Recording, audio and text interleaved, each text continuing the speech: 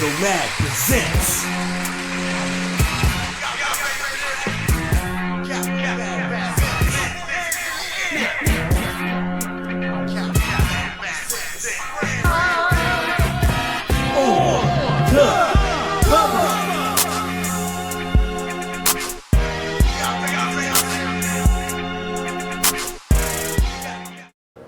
Hey, it's Shayla Monet, one of your Kapital Magazine journalists. I'm very excited that today we have episode 2 of our podcast, On the Come Up. We've got a very great show in store for you today, so please stay tuned.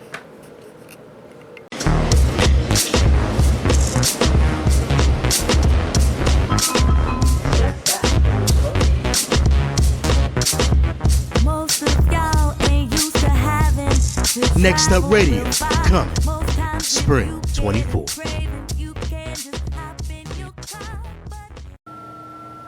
And without further ado, Priest the Nomad. I am the legendary DJ Cool. Woo! What's up for my man Priest the Nomad? Hey yo, Priest, it's time to remix one of my classics. I said the music ain't loud enough. Pump up the volume. Turn it up, come on, come on. Pump the I said the volume. music ain't loud enough. Pump up the volume. Louder, louder. Pump up the I said the volume. music ain't loud enough. Pump the Turn it volume. up, come on, come on. Just a little bit. I said the music ain't loud Yeah, enough. sound good. The Hey yo, volume. Priest, where you at? Listen, from the bowels of slave ships, poetry raised the fists. In DC, they slice niggas, give them lines like Kate Swiss. I emerged from that rubble with good trouble. John Lewis, we fluid. Now we travel amongst the stars like Hubble. Pump bass through the Alpine, that EQ prejudice. Harry thump below 100 hertz, keeping me relevant. Priest the Nomad's the name. Hit your city like acid rain in June. When you hear it, nigga, Pump up the y'all volume. Bama's cheese, screwing each other over for the rap race. DJ Cool rock stadiums, y'all scratching in cafes. We true to the nucleus of hip hop, we own it. So if you hear a wiki, bitch nigga jam on it. Yeah, we know. On the track team demo, so much weed on them, we had to camouflage in a green Renault. Through that sunbeam window, they watching me with this thing. Man, I pump that shit louder, make them say my name. The Nigga, music ain't loud enough. come on. Come Pump up the on, volume. come on, come on. Pump up the The volume. music ain't loud enough. Pump up the Turn volume. it up, come on, come on. DMV, where you at? The music ain't loud enough. Pump the volume. Pump the volume. Pump up the The volume. music ain't loud It's an enough. anthem. Pump the volume. Hands up, one time. Yeah, for so many years, see none of y'all promoters was getting with me. Now my composition book slaying niggas like Mississippi. Now y'all eating crow like Jim. Your whole life spins. That lady singing the shooter, so that hoe can't win. We locked into the game plan. My third eye vision reflect off the sun like some Ray-Bans. Y'all know the culture with safe hands. All state, nah, that's the good hands. We the new brand.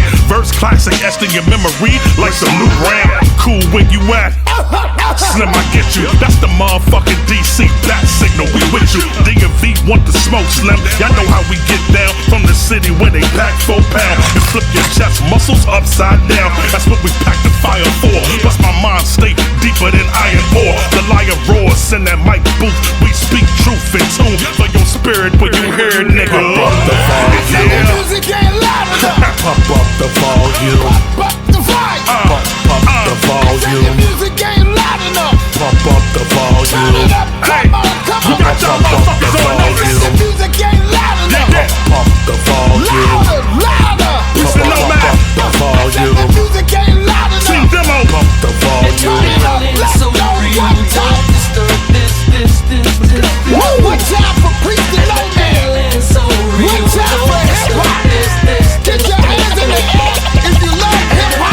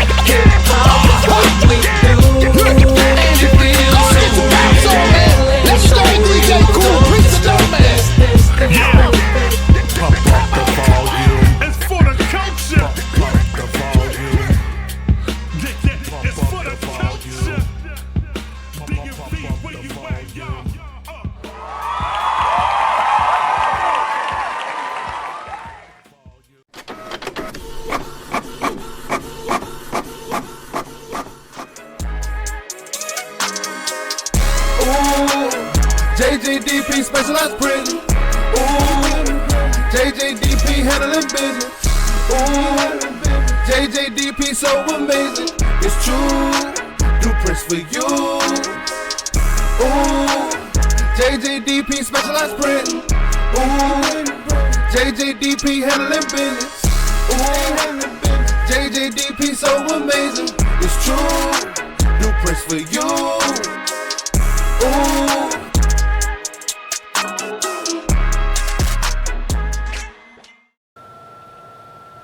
So I just want to start off by saying that was an incredible performance. Oh, I appreciate it. Thank you. That was incredible. Thank you. And I also have to say, so I think to the people watching, they don't really understand how much of a legend you truly are, because, you know, it's so funny, like, doing my research on you, and like the things that you've done are incredible, from starting off with, you know, working at performing at college parties and in the DC club scene, and then all of a sudden you're working under Biz Marquee, and you know, then you're producing theater performances under Chadwick Boseman, and you know, the Apollo Theater director, and then we see you too becoming an engineer and working with artists like Ludacris, Drew Hill, Will.i.am, and so I find your story to be incredible. I really do. And so, I'm really excited to get into it and kind of just start from the. I appreciate being here. Yes, of course. So I'm excited to start from the beginning and to the end. I want to know the whole timeline. So, basically, like, how did you get started in the grand scheme of things? Started in music. Well, you know, like everybody, man, we're all fans of music. I mean, DC is a music city. The whole DMV, you know, we live band, we soul, we R&B. So that music fabric, you know what I'm saying, I was born in DC in Northeast and Brentwood on 13th Street. My grandfather, mother, aunt, all of them, you know, was from that area, and my father and them was from Montgomery County, the Cabot John area. But when I was born and everything, my aunt used to have these records. I had all the records, and so she used to, you know, she introduced me to hip hop. She played the Sugar Hill Gang record. Okay, you know I was gonna ask what it was yeah, too. It was that record in '79, man. I was a little kid, you know, born in '72, so I was like 7 years old. Heard that record, and you know, as a kid, you know, you drawing the colors. So it was that record had a little swirl, colorful swirl on it. And when I heard it, man, I was just like, I was hooked. I was like, man, what is this? It was nothing, you know. And then later on, you know, we moved to Riggs Park, and then we moved, you know, my mother's father split up. We moved all the way out to Beltsville, Maryland.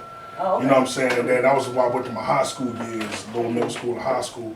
And yeah, man, it was just like, you know, there was a show that Frank Ski used to be a radio personality here in Baltimore, and we used to get this station, this AM station. They had this show called Breakers Delight. Okay. And it was an AM show, and yeah, that's when I found out about all the hip hop folks, man, the Run DMCs and Cold Crush and all that type of stuff. So yeah, man, you know, even though we was doing go-go's, we was going to go-go's and all that type of stuff as kids in high school and all that. I was hooked into hip hop, man. So that's pretty much how I got my started. And I was a dancer as well. Oh, okay. So, you know, we was b-boying back in the day. We was real young. And then me and my man we was in high school. This is the era of the kid and plays and all that, the dances and stuff, man. So we was dancing the routines and all. We would sneak out of high school. I'd go out of high school, sneak into the clubs. And that's how I got, we had the fake IDs back then. We was getting into the east side and the chapter 3 back then. And Kilimanjaro, Ritz, and all that. So it was like in college parties. Okay. So it was like we was on a college scene, right? And as a dancer, and then I wound up getting back in the run. Wow. And so this was in the early 90s too, right? Yeah, so everything's kind of just new coming up. Like at this point, and you're saying you're born in '72. I mean, that's when all the legendary hip hop artists were really born. Like, you know, you're really credited to being a pioneer in the hip hop scene in DC for sure. But I would really even argue, like, in it for real, like the actual scene within itself, because like you're saying, all these artists that you're coming up at the same time as them. Yeah, I'm more second generation because I mean, you gotta remember hip hop started in '74, right? So, you know what I mean? So you had, you know, in New York, you had, you know, the Grandmaster Flash, Kool Herc, and all them.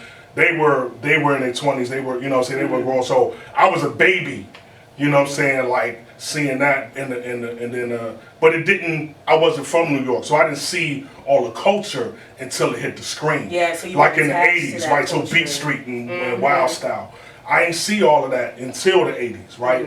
And that was my foray. But like in New York, this culture had been going on for a while. You know what I'm saying? So I'm more like the second generation, the Nas, the Wu-Tangs, you know what I'm saying? Yeah. Coming up with like that generation. So would you say too, because you know you mentioned about how you weren't seeing the culture in New York, so did DC hip hop kind of have that go-go flair to it as well, because it's kind of what the city was known for?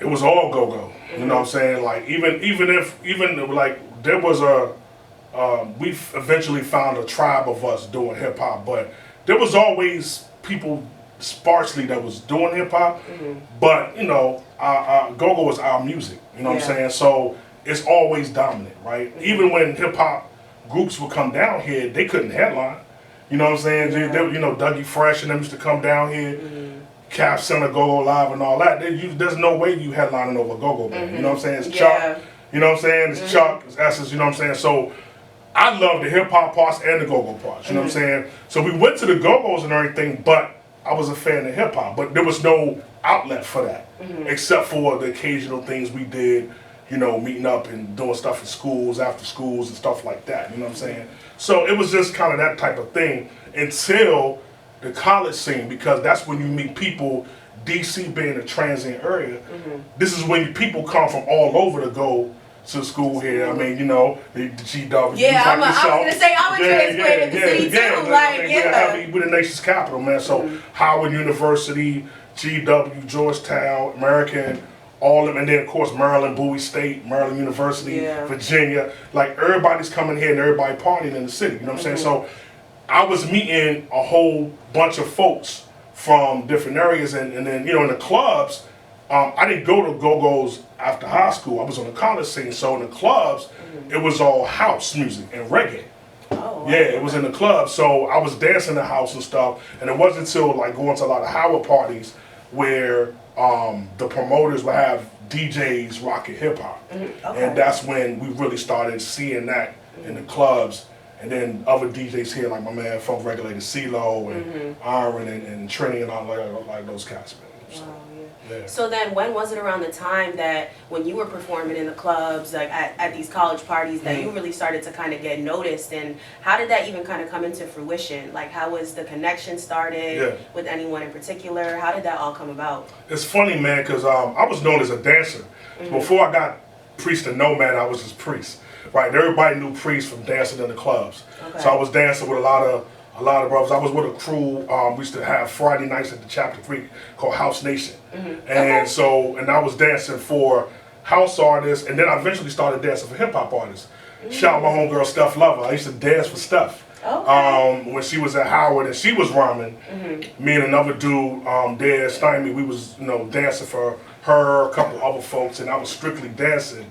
Much smaller, much skinnier, much lighter back in those days. Gosh. You know what I'm saying? But that's how I really got, you know, a lot of us in the culture, you do more than one thing. You know, like a lot of cats that are graphic artists, they DJ, or they produce, or they do something. You know what I'm saying? You gotta do more than one thing. Nowadays, not even nowadays, just in general, because you gotta keep that flow of income. Flow, all of it. And it's like, and you're just immersed in the culture. You know what I'm saying? Before cats was really making a lot of money off it, it was just the culture. You know what I'm saying? And when you feel a calling and a purpose, it's like, you're not even doing it for the money at that point or the success, but you're doing it because you have that special feeling and you love it. It's a passion. I mean, you gotta remember, this is, I mean, for us, everything was brand new. You know what I'm saying? And we was just like, and then, you know, you were just meeting all these people from all over the place, from Cali. And then we brought what we did in DC. And then, but the thing is like, what I didn't realize is that there was a lot of beef on the streets between New York and DC in the 90s, in the early 90s, the mid 90s, when, you know, famous drug dealer Rifle Evans, when he got locked, and there was, you know, New York dudes, Alpo and them coming down here, there was a lot of negative attitudes towards anything New York.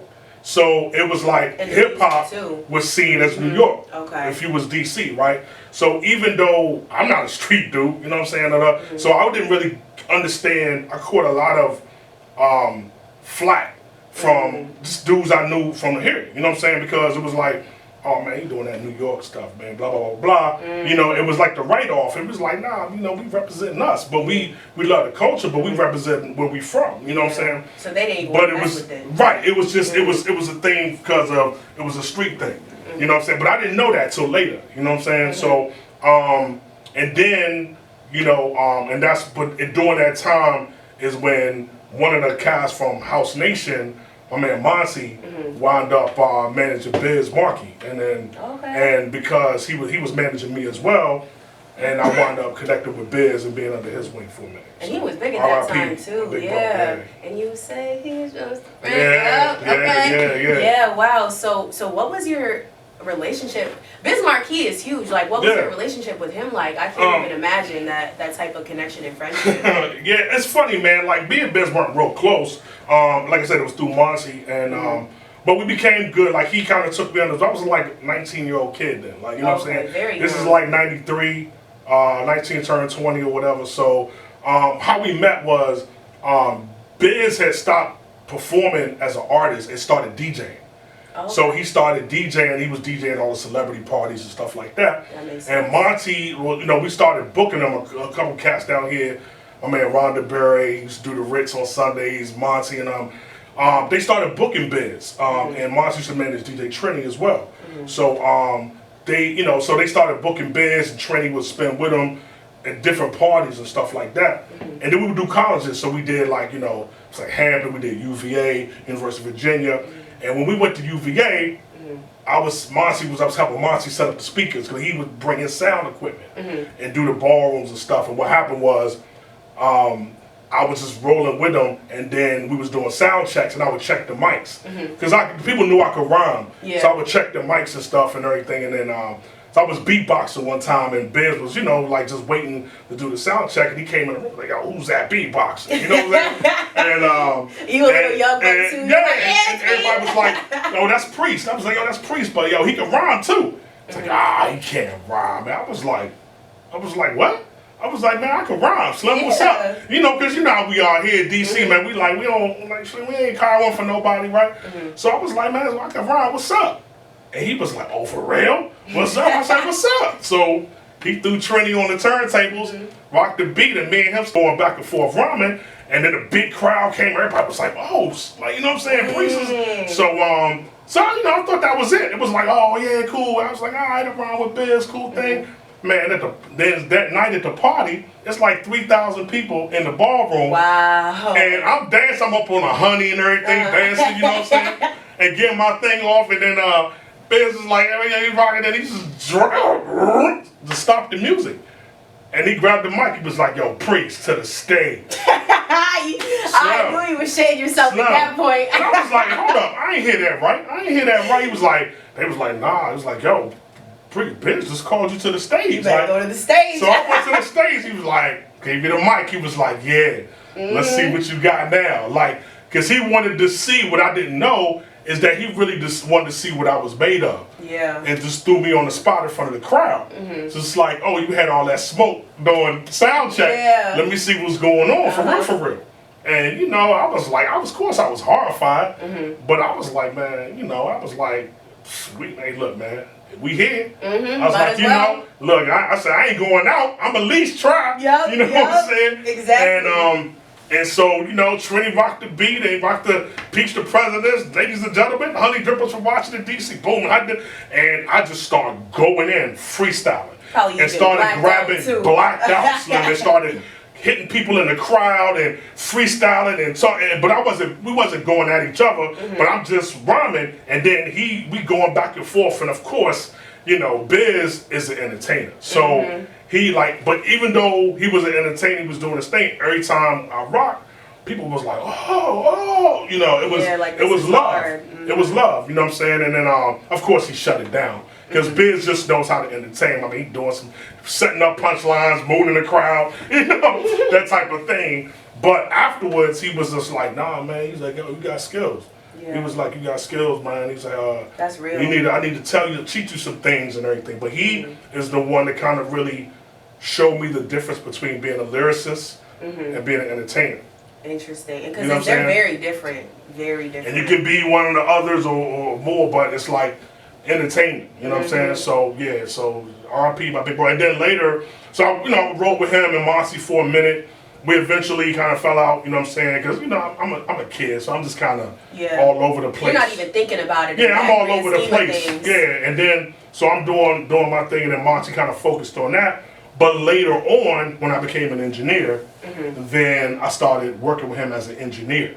And I was doing a lot of his work, voiceover work for Yo Gabba Gabba, for the cartoon show, for that puppet show, all that. You know what I'm saying? So, and then a lot of his later recordings. So, and I definitely want to get into that too, but I don't want to skip too many chapters before we even jump to that. But you said too that so Biz introduced you as Priest, so and now your name's Priest the Nomad. So was it kind of after that time where you added on to your name, and what was kind of that add-on meaning in that sense? Yeah, I didn't add the Nomad to my name until after I found my tribe on U Street. Okay. So when after the whole club thing, you know what I'm saying, U Street, of course, if you know the history of U Street, Duke Ellington, Cap Calloway, Ella Fitzgerald, all in the 20s, the great migration of blacks from the South and everything, this big entrepreneurial Black Broadway. Of course, it got decimated during the riots, right, in the 60s and all that. But it took a slow build. I mean, then U Street was real hood, you know what I'm saying? So it wasn't until the really 90 to then when it really started trying to build itself back up. So about 93, 94, you had a lot of cafes and stuff that really tried to start opening up. And I always say, unfortunately, artists are always the first to gentrify. Yep. Because we are the ones who make it cool for white people to come. You know what I'm saying? So it's like the cafes. Where the sound is. The cafe. So we from these neighborhoods, so we ain't tripping. You know what I'm saying? So Comfort House, State of the Union, and then Bar None, which is now Pure Lounge and all that. Yeah, man, we started hitting that thing. So what happened was there was a number of different priests out. There was a producer with Dr. Dre. There was some people up in New York. So I always felt like an outsider of the industry, man. I was always representing the culture. I wouldn't do things just to be in the industry. You know what I'm saying? You go against so because I was an outsider, I was like, I added the Nomad. If you know what a nomad is, a wanderer, a traveler, an outsider. You know what I'm saying? So I added that to my name because that's how I felt. I felt like I just didn't fit in. Yeah. I didn't fit in. I wasn't in the norms of what it was to be from DC, or the DMV area, man. I didn't fit New York. I didn't fit a lot of things. I didn't fit. So I'm an only child too. Well, I have a little brother later, but I grew up an only child pretty much. Yeah. And so I was just used to being on my own, man. You know what I mean? So I get that. So that's kind of where the Nomad came from. Yeah. The outsider. And it's crazy because it's very special to be different and to know, to stand in that ground as well, your uniqueness, and you're special to know this could take me far and not kind of fall into the mainstream and have that conscience of your own. So that's actually real dope. Yeah, man, and it's like it's the self-esteem and the self-worth, right? So I think my mother, man, and people just giving me independent thinking. And I give that to my children, my girls and all that. Just about look, man, stand on your own square, do what you feel, no matter if you gotta stand by yourself. We was the weirdos. Yep. You know what I'm saying? Being here and doing hip hop back then, it was like the weirdo thing. You know what I'm saying? Yeah. So but I didn't care. You know, in high school, I was rhyming. I walked around with a microphone around my neck in high school, I love that. battling dudes and and that's that was crazy. But people that knew me, you know what I'm saying, knew that's just Priest, man. That's what he do. That's he just on some other. You know what I'm saying? And then so people would tell you from back then, I've always been on this. You know what I'm saying? So. Yeah. And then you got those people that are like, man, who's this dude? Where does he think he's going? Who does he think he is? But it's no, because in your mind, you're like, no, I'm going somewhere. I know it. So you can say whatever you want about me, but I'm going to still do what I'm going to do. Oh, it's a lot of cats say a lot of stuff, but what they didn't say that wasn't nice. My thing was because dude was like, who do you think you are? I'm an MC. I rap and I'm nice. What's up? And I was I was just down to battle. I was just down to get it in. I love that. And because it was we always had to prove ourselves, you know what I'm saying? So it was nothing for me to just to go there. You know what I'm saying? Yeah. So yeah. Most definitely.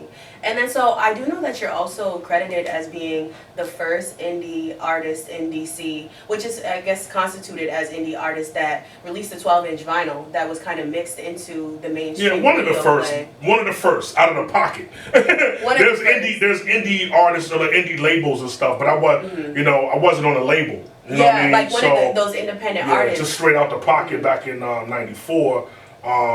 We was releasing. I mean, that's on the hip hop end. Not just go-go records and stuff like that. But just an underground hip hop artist to really press up vinyl back in '93, '94 was just crazy. Like, you know what I'm saying? Yeah, no, it's incredible. And shout out to all the old school mix show DJs that played my record when they almost got in trouble playing my record. So my man, PGC, CeeLo, folk regulator CeeLo, Book, DJ Book, and so like a lot of cats that like really put themselves out on a limb because they believe in, they just believed in just good music, and we was from here. They was like, man, we gotta play this. It's hot. And what was that record, by the way, so the audience could know? That was my first single, so it was called Janine. And we re-released it. I did get on an indie label in '97, right? So when I released it, when I pressed it up in '94, me and my man Jay Will, producer of the track, we only could afford a few records. I think we did maybe some test pressings of 50. So we just wanted to get into some radio DJs and maybe some records. So, but we released it for real like 3 years later. I got on an indie label in '97. Okay. So that was like the most popular. Wow. But the people who did get that original vinyl, and funny is Songbird Records down in Union Market. Yeah. They got my original test pressing. And wow! I didn't even know that. It's in their elite vinyl. That's like anything over $100. So they're selling it for like 120, 130, and my man found it. Like he was like, "Yo," he was like, "Yo, is this you?" Because they got everything right there. You don't even be knowing for real. So they have like a whole section where it's like a rare open. I think it's unopened, and I don't know how they got it, but they got the vinyl, and they was like, they didn't even know it was me. You know what I'm saying? I knew guys, Joe and them from down there, and he didn't even, because I just said Priest. It didn't say Priest the Nomad. So they didn't know that it was me. And I was like, yeah. So, they was like, oh my God. They took a picture with it and everything. So wow, cool. That's crazy. That's crazy. So, I want to know a little bit about your engineering. So in the early 2000s, you kind of segued into, adding something else to your resume. Not even, like you were still doing what you're doing, but now you're also under a new name, like Larry Priest, where, you're so Larry's the real name, Larry Ware. Okay, I was going to say, that makes sense. That makes sense. So, and now you're producing for all these big name people, or you're engineering for all these big name people. So, how was that experience? Well, I had to differentiate. I used that moniker to differentiate myself as an engineer when I got credits as an engineer and an artist. So like my Facebook says Larry Priest Ware because I started that when I was engineering. Okay. Right? That makes sense. I went to school at it's a recording engineering school called Omega Recording School of Arts and Sciences, Omega Studios. Okay. It's in Rockville, Maryland, man. And I went there in 2001. So I moved to Atlanta 2000 for like a year, a little over a year, and then I came back because I was like waiting tables and rhyming. Like I was just tired of, a lot. I said I wanted to really, really be involved in music and really, just different job roles in music. So, and everyone always told me, I think when what happened was, and I was an artist, man, and I'm a pure example of, you don't have to play music. You don't have to be. I wasn't a technical dude at the time, and they was like, my man who was an engineer that was engineering our records. He was like, and I would always hear stuff and sit in the sessions with him. He was mixing. I'd be like, well, what is that? Why does it sound like that? And can we do this and do that? He's like, man, you hear that? And I'm like, yeah. And he was like, man, you got real good ears. You should be an engineer. I was like, nah, man, I'm not technical. I don't know nothing. He was like, man, you can learn that, but what you can't learn is good hearing. That's so you true. can't learn that. So because I really was like, I was tired of doing other stuff that wasn't in music, I said, man, well, let me, really jump in. And so I went to school. I came at Omega, and then I freelanced doing, like, I was at the Lincoln Theater, I was at the 930 Club, you know, doing stuff. And then years later, they brought me back in '05, into '04 to '05, to take over as an engineer to do all hip hop and R&B and gospel. Wow. Yeah, so that's when linked back up with Biz, Drew Hill, shout out to Nokia and them. I did some stuff for them, Lil Mo, and you know, some pop producers from BT, you know, Brian Tranzo, like just a number of folks, man, that came through, and just, you know, Raheem Devon, and then, you know, we were just a lot of things that came through there. Plus, I had to teach because for you to work at Omega, you had to also teach. So you were doing the most. You were Yeah, doing a so lot. that's part of the gig. So it's like you part-time, half the time you teaching and half the time you doing sessions with major labels and stuff like that. So it was real cool because it was real cool for the students, because I literally could come out of a session and go teach a class and be like, look, I just got out of a session where I had to do this. And you know, yeah, like I just got out of a session with, you know, Richard Smallwood. Yeah, you know what I'm saying? so, yeah, and I got to do this.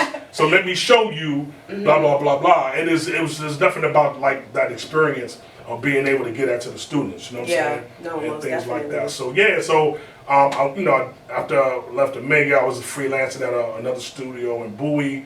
I did more work with Biz there.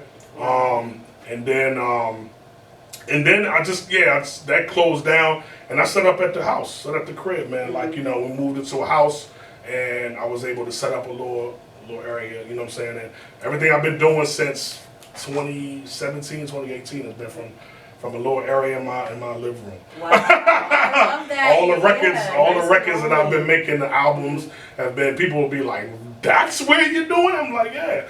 But, you know, you have to, when you understand acoustics and sound and, you know, and all that, you can pretty much work, you know, anywhere, you know what I'm saying? So. And I love that you really stayed true to yourself, because even the song that we got to hear you perform today, one of your newest songs with DJ Cool, your flow, like the way you spit is so real, it's so raw. Like that's like that real 90s like hip hop sound that I love that we have like in today's day and age, because we don't see that in a lot of, you know, new and upcoming artists and rappers. And then you mentioned too, when you're engineering, like you stick to like this kind of specific way where you kind of incorporate gospel and this, and in the song, you know, we hear that hard hip hop beat, and then we hear that go-go sound, and then we hear, you know, that kind of gospel, jazz, soul, R&B in the back. Like it's just a beautiful medley and a mix. It's man, like you could just really see the way that you put your time and your energy and talent into like creating an entire kind of being for what you become. Like it almost like it all comes out in the one song. You can tell like what your journey looks like, and with that song being new, like that's really hot. Like that's cool. Oh, I appreciate it. Yeah, man, I mean, it's funny because I went from artist, dancer to artist to engineer, and then I became a producer because of engineering, because I understood the artist end and I understood the engineering end, and I started to understand how to make records. Like working with a lot of major label producers as an engineer, I learned, I was in the studio and making records with and mixing and recording, seeing techniques and how producers ran sessions and stuff like that. And I got used to definitely doing R&B vocals and stacking vocals and doing that type of stuff. So, and I love music, man, you know what I'm saying? So I just got an ear for like doing vocals. I've wrote songs for vocalists, you know, things like that on my projects. Anytime you hear a lot of the singing on my albums and stuff that I wrote, right? With the exception of my homie Shy Smith. So shout out to Shy. She do all her stuff. But yeah, man, like, so it's a collab, you know, with a lot of the artists that I work with. But I became a producer just by learning how to make records and knowing what needs to go into a successful record. Wow. You know what I'm saying? That's incredible. And it's because you just, my whole thing is just is quality control, right? We have to make sure that what we do is high vibrational music. That most you know what I'm definitely. saying? Because there's so much low vibrational activity going on now with climate and the wars and Israel and Palestine. Like all of this stuff is going on, and it's making it's you know, and then what the industry is promoting. You know what I'm saying? Because back in the day, there was always been people like, wow, there There was all, you get in the Sexy Reds and Ice Spice. There was always that type of stuff. But I said the difference is there used to be a balance. Like there was Luke, but for every Luke, there was X-Clan, right? Back in the day. There was Tribe Called Quest. There was, there was people that were on just as equal but now we're footing. Getting overloaded. But you're only hearing, and that's for a reason. That's for a reason. You know what I'm saying? And so we have to make sure that we it's like at the end of the day, it's about legacy, and I want to have a legacy for high vibrational music, man. Yeah, so, no, I love that. I really love that high vibrational music. Yeah. And with that being said too, because you're still making music, you're still producing music. We know you're very active in the scene. Even just very recently, you won a Whammy for Hip Hop Artist of the Year in the 2023. And can you just explain real quick what a Whammy is for those that are watching, not from the area? So So the Whammy used to be Whammy Music Awards, Washington Area Music Awards. Now it's the musicianship that runs it. And it's basically like the Grammys for DMV artists, right? So you have all genres, hip hop, go-go, from rockabilly to jazz and all that, and people vote, about what type of impact you've had, your music. They vote on the music, a song, an album, an artist, and everything like that. So and it's funny because I never really put stock in awards and stuff like that. So every year, I would get nominated, and people would be like, and other people would, and people would be like, oh, vote for me, man. I never did that stuff because it just didn't matter to me. Like I didn't care. I was like, my thing was, I'm just trying to expand the fan base and touch people. And whatever that leads to is whatever that leads to. You know what I'm saying? Most definitely. I don't really care about the awards and all that type of stuff. But I do know that it helps with the politics of getting things done, right? Yeah. So when I won, like I said, I wasn't even at the Grammys. Like I think it was like the WNBA playoffs when that was happening. I was with my daughters watching WNBA, like I'm in family time. My phone started blowing up. It was like, yo, you won hip hop artist of the year. And I'm like, what? Like the Whammies. I was like, oh snap. I was like, all right, okay. I was like, yo, tell them I said what up. I don't know. Like, Thank you for the award. I appreciate y'all, man. So, but what I do know is that, what it means is that it's resonating with people, right? The work that we're doing is resonating with people, and that's what I'm grateful of. I'm grateful for that.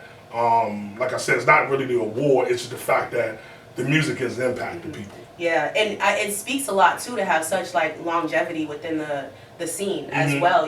Like the way that you're still really up there in so many senses of the word. I guess I kind of want to close out just by knowing, like, what can we expect from you next in terms of what do you have going on, music-wise, entrepreneur-wise, just in general, like, what could the people be on the lookout for? Where could they find you, to kind of just keep track with your story and, like, know more about you, look up more things, that we didn't get to touch on in the interview, but, yeah, all that. Okay. So I've been working on a documentary for the last 2 years, and it's my story, but it's actually a DC cultural history piece because the thing about I'm connected to so many different arenas over generations, right? From which is special. Generations of Howard University stuff from like. My People's Young Guru and Tracy Lee and them back in those days under Puff and then to Chad Boseman and Camilla and them, Ta-Nehisi Coates, all of these people, and then of course the people that are from here, you know what I'm saying, the Go-Go has the Cool and Stinky Dink and all of these folks, man, we connected to so many things, and DC is like unlike any other area, but we're the nation's capital, you know what I'm saying, so it's so many people that come here as yourself, right, transits that come here, and people get their bones here, and they go out and do amazing things, but they have this particular DC story, right? The DMV story. And I know that. That. So building mine in the process. So like my 30-year story has touched so many tentacles and so many arenas and so many different scenes and generations of scenes, right? And we are very particular here, man. We think a certain way. We're empowered. It's a history of black empowerment, even from slavery and free blacks to the migrations of the South, coming here to Marion and SNCC and all of this stuff. That it's unlike any other area, not having state accountability. We just it's with the Fed control. So it's so much that is particular to us, and the art that events us from that, right? It's just very particular. And there's a lot of connections, especially the whole resurgence of U Street, that the city doesn't even really recognize, right? And the area doesn't recognize. So we want to connect a lot of dots. So yeah, I mean the documentary is being done. We're almost done the trailer. You know, it's funny because I posted a small clip when we were getting the trailer together on social media, just to see where we were. Me and my videographer, my man Craig, who does a lot of my music videos, we were, you know, getting this together, and you know, we were just grinding, man. And I would say, you know what, man, I got like a minute. Let me just post a clip, and just to see where it is. Slim. That joint went crazy. Like, I know it did. It went crazy, and then people was like, "Oh my God!" And you know, so I got, you know, of course, Cool is in it, Sticky Dink, Killer Cow from Essence on the Go-Go, was on the Go-Go side, and then the U Street side. You know, Ta-Nehisi, Howard University, Cass Tracy Lee, Young Guru, Nonchalant, like so hip hop. U Street cast, man, yeah, so a lot of people, man, and then media like Delia Gonzalez from Channel 9. And like, I love that. All of this stuff that people that really made their bones here. You know what I'm saying? And having a part to speak in. Right, whether they're from here or not from here, like DC really made them. You know what I'm saying? So, and we're just connected so much stuff. So it's like a DC cultural history piece, man, and we getting that together. So we you know, we getting that together, and then I have new music, of course, that's coming out next year. Number of single project, you know, called Vibrate High. Okay, wow, those high vibrations. Yeah, man. So we getting all that stuff together, man. So yeah, and if y'all want to follow me, man, y'all can hit me up on really the best thing to do is Google. Because it's everything will come up on the Google, but it's Priest, Priest space DA space Nomad, Nomad. I'm at Priest the Nomad on IG, and you know, at Priest DN on Twitter or X down and all that. So, but yeah, the Bandcamp, I'm on all platforms. You know, just hit the search. Yeah. Okay. Yeah. So thank you again to Priest the Nomad. There's so much that we didn't even get into during the interview, so make sure you check him out on Google. Like the fact that he's actually the star of someone's book. He was in Rhyme Deferred, a hip-hop theater play starring Chadwick Boseman. Yeah, that's it. Chadwick Boseman and the Apollo Theater director, Camilla Forbes. Shout out to Camilla, man. Yes, so most definitely check him out. Be on the lookout for his new documentary that's up and coming, which we will be plugging on Kapital Mags. You know, we'll be plugging on social media. And yeah, it was just a pleasure to be with you today. So I appreciate your time, your energy. Yes, thank you so much. Yeah, man. Shout out to y'all, man. Shout out to Kapital Magazine, Colossal Kapital. Definitely appreciate y'all having me. Thank you. I appreciate it.